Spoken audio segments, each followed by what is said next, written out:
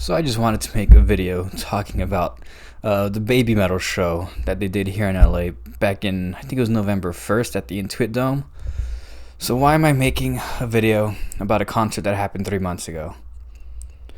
Well, I just got really busy with work and some life stuff, and that's just how good the show was. Babymetal did play 2 years ago, or I guess it'll be three now. It was 2023, I think, in LA at a smaller venue.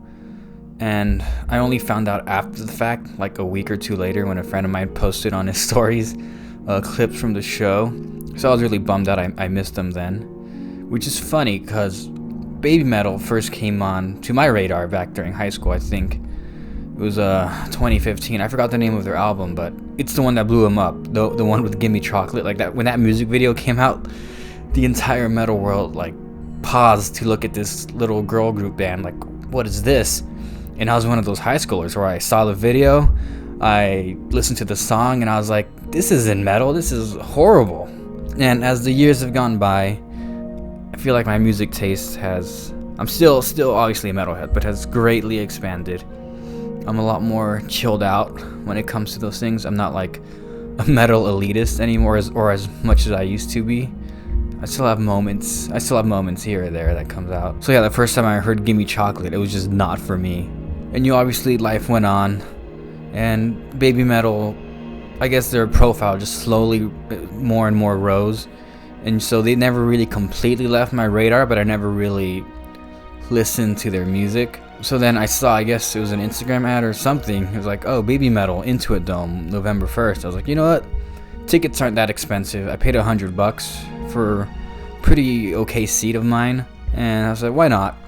Well, so the day finally came, and I was just really exhausted from like a straight month of working, many of which were overnights, and I just did not feel like going. I really contemplated just selling my tickets, and I'm really glad I didn't. I was exhausted, and in hindsight, I just hate how expensive pit tickets are now.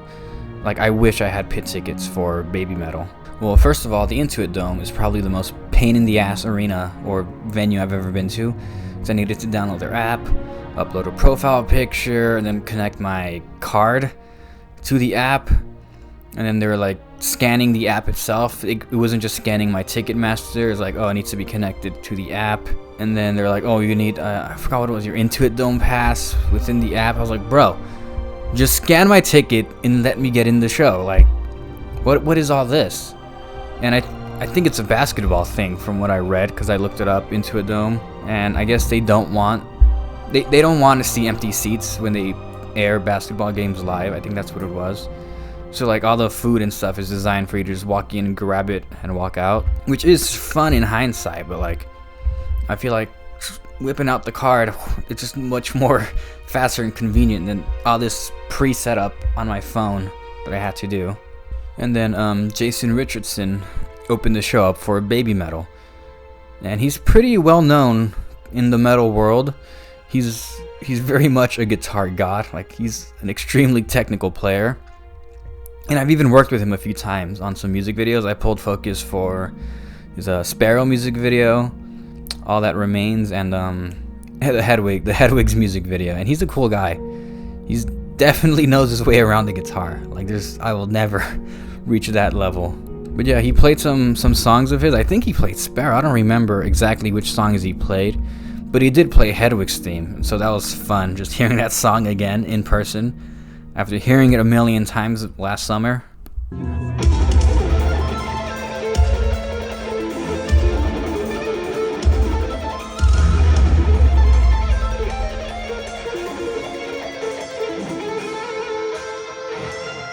And so I'm glad Babymetal, I don't know how it works, whether he volunteered himself or Babymetal. I think he played with Babymetal back in 2023, but I'm glad he got to play and get his name out there even more, because I know he's already pretty big, but it was definitely a different crowd from what I'm used to with shows at the Babymetal. It looked like a lot more anime fans and things like that, a lot more women than usual. So like the people I was sitting around with, I could hear them saying like, oh, who's this guy? Who's this guy? Like, oh, he's really good at guitar. So there's always that like fun, like, I don't know how to explain. that fun cross between fans, between metalheads, because I saw like classic metalheads there and more like, I guess, anime, K-pop, J-pop fans. And then Babymetal themselves came out, and all I can say is the most disappointing thing about the show was their set was pretty short. It was only like an hour 10, hour 20 minutes. I was surprised. I was like, because they did a fake out, and I thought, oh, they're probably like changing costumes or something. But like, no, that was already the encore, like within an hour into the show. I was like, there's no way. So that was the most disappointing part of the night. But Babymetal themselves were amazing, incredible. Like, they were on it. The energy was crazy high from the beginning. Like, I loved the way they did their intro to the stage.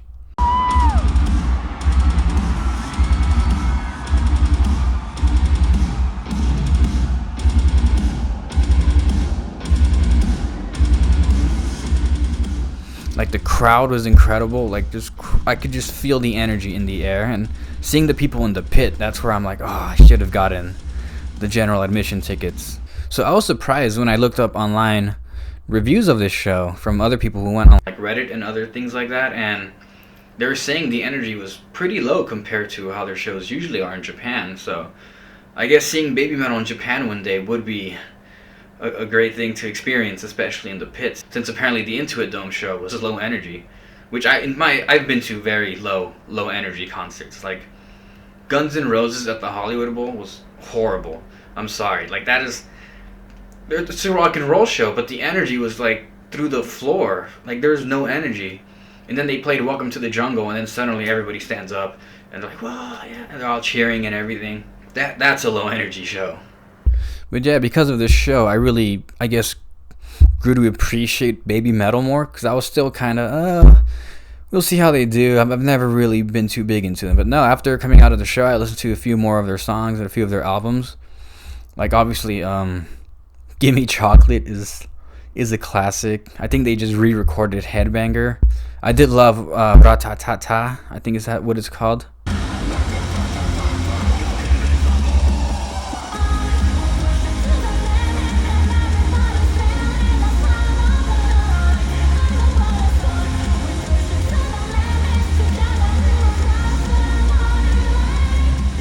Oh, and then another thing is they had Courtney LaPlante come out. She only came out for like 30 seconds to sing her part, but that was still pretty fun seeing her live for like that quick bit. And what I appreciate about Babymetal is that they're incorporating more, I guess, harsh vocals and growls, especially with like Courtney LaPlante. And I think one of the girls themselves is also screaming.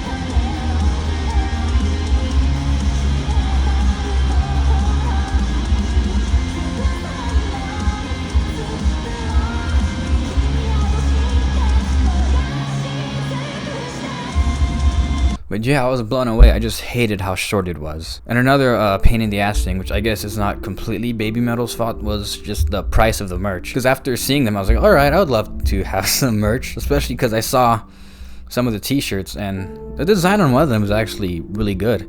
Because I feel like a lot of the times I'll go to merch tables, and most of the time the designs or the shirts are just god-awful, and they're overpriced. But again, everything was just overpriced. Like, if I was rich, I probably would have walked out of that with like a t-shirt, a hoodie, and a vinyl. But all of that would have like bankrupted me that night. So it is annoying, because I would have loved to have bought some merch.